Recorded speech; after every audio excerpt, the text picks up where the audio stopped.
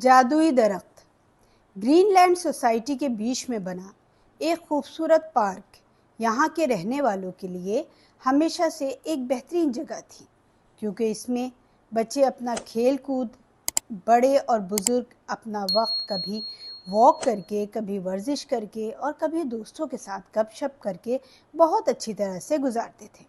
یہاں کی صفائی ستھرائی، خوبصورت پودے اور سایہ دار درختوں کی وجہ سے یہاں کا ماحول بڑا پرسکون رہتا تھا۔ اسی پارک میں ایک بہت بڑا سیب کا پرانا درخت تھا، جس میں بڑے بڑے سیب پورا سال لگے رہتے تھے، جو دیکھنے میں تو بہت خوبصورت لگتے تھے، مگر ایک بہت عجیب بات تھی کہ جب بھی کوئی اس میں سے کوئی بھی سیب توڑ کر کھانے کی کوشش کرتا تو وہ سیب پتھر کا بن جاتا، جس کی وجہ سے آج تک کوئی بھی اس درخت کے پھل کو کھا نہ سکا۔ ایان، شیزا، حسن، حسین اور الشبا ایک روز کھیلتے کھیلتے اس درخت کے پاس آ گئے۔ حسن جو بھاگ بھاگ کے بہت تھک گیا تھا، سیب کو دیکھ کر اس کی تو بھوک چمک گئی، اس کے منہ میں پانی آ گیا۔ جیسے ہی سیب کی طرف ہاتھ بڑھایا، کسی نے اس کے کان میں آہستہ سے کہا، صرف مل بانٹ کر کھانے والوں کے لیے یہ تحفہ ہے۔ حسن نے حیران ہو کر اپنے ارد گرد دیکھا، مگر وہاں ایسا کوئی نہیں تھا۔ حسن نے پھر ہاتھ بڑھایا اور پھر کسی نے وہی بات حسن کے کان میں کہی۔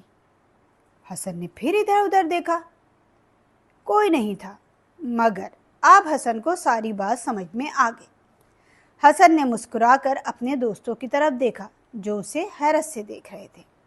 ایک سیب توڑا اور ایان کو دے دیا، دوسرا توڑا شیزا کو دے دیا، تیسرا توڑا حسین کو دے دیا، چوتھا توڑ کے الشبا کو دے دیا۔ اس طرح جب سب کو دے چکا، ایک سیب اپنے لیے توڑا اور سب نے مل کر سیب خوب انجوائے کیے۔ مزیدار سیب، رس سے بھرے ہوئے، کھانے میں بچوں کو بہت مزہ آیا۔ یعنی یہ سب سیب صرف مل جل کر اور آپس میں بانٹ کر کھانے والوں کے لیے تحفہ تھے۔ یہی تھا راز اس درخت کا۔ کچھ ہی فاصلے پر چھپے ساجد، نعمان اور اسد، جو پارک کی صفائی ستھرائی کا نظام سنبھالتے تھے، یہ منظر بہت حیرت سے دیکھ رہے تھے، لہٰذا رات کو دیوار کود کر پارک میں داخل ہوئے، بڑی بڑی بوریوں میں سیب توڑ توڑ کر جمع کرنا شروع کر دیے۔ اپنے کانوں میں گونجنے والا یہ جملہ، یہ صرف مل بانٹ کر کھانے والوں کے لیے تحفہ ہے، اپنا وہم سمجھ کر اگنور کر دیا۔ بھاری بھاری بوریاں اٹھا کر تھکاوٹ سے چور، ساری رات چوری کرنے کی محنت میں مصروف، بڑی بڑی بوریاں گھسیٹتے ہوئے پھل کی منڈی تک پہنچے۔ بہت بڑے سیب کے تاجر سے سودا کیا، بڑی شان سے زبردست سیب دکھانے کے لیے بوریوں کے منہ کھول دیے، مگر خریدار کے چہرے پر شدید غصہ دیکھ کر جو بوریوں پر نظر ڈالی تو حیرت کی انتہا نہ رہی، کیونکہ بوریوں میں بڑے بڑے سیب نہیں بلکہ بڑے بڑے پتھر رکھے تھے اور ایک بھی سیب نہ تھا۔ خریدار نے اپنے ساتھیوں کے ساتھ مل کر تینوں کی خوب پٹائی لگائی۔ بڑی مشکل سے تینوں نے بھاگ کر اپنی جان بچائی۔ اگلے روز حسن، ایان، شیزا، حسین اور الشبا دوبارہ پارک پہنچے، پھر سیب توڑ توڑ کر پارک میں موجود سارے لوگوں کو شیئر کیے اور مل جل کر کھائے۔ بہت ہی جلد یہ خبر پورے شہر میں پھیل گئی اور لوگ دور دور سے سیب مل جل کر کھانے کے لیے پارک میں آنے لگے۔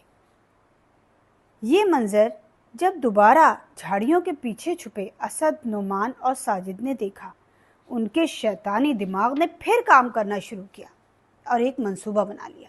اب کی دفعہ تو بہت عجیب سی بات ہوئی۔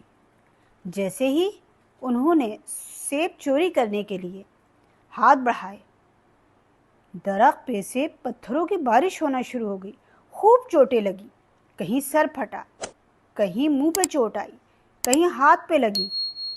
یہ سب دیکھ کر وہ بری طرح بدحواس ہو گئے اور ایسا بھاگے کہ پھر واپس کبھی نہ پلٹے۔